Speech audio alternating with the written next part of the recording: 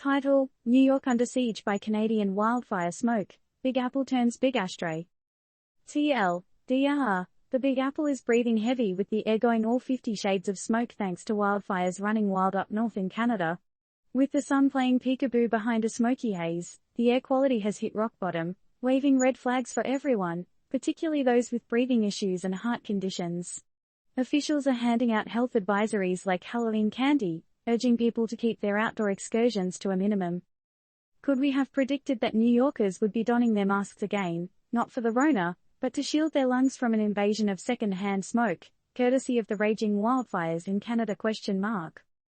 On the edge of the city, spectators were greeted by the sun, a little shy and a lot hazy, as it rose behind the iconic New York skyline.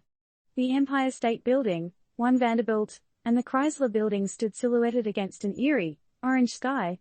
A stunning, yet unsettling, visual courtesy of the Canadian wildfires that have literally set the airwaves ablaze.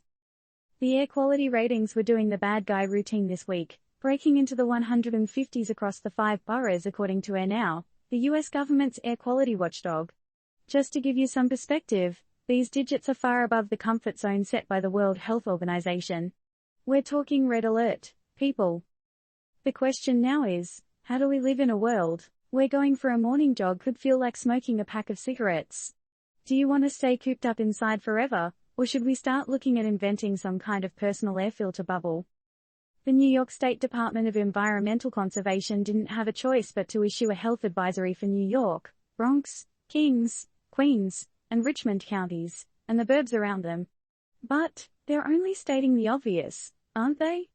After all, do we need an official note to tell us that stepping outside would be like strolling into an ashtray?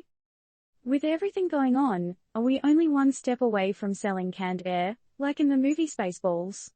Sure, it's a comical idea, but the way we're going, it doesn't seem that far-fetched, does it?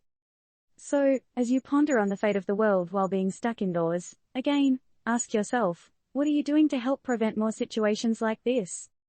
Final food for thought: is it time we take a serious look at what we're doing to our planet, or do we just buy shares in mask companies and air purifiers?